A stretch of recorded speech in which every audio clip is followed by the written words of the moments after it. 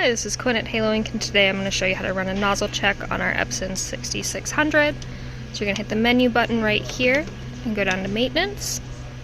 Then you're going to hit nozzle check and print it right. We'll print it right here on this side so that it doesn't have to travel all the way to the end to print it.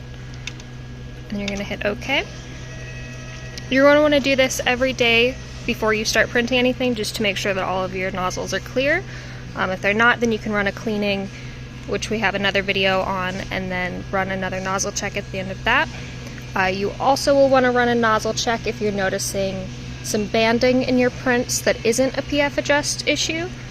That would usually be just a nozzle clogged up midway through printing. You can hit OK to skip the warm-up.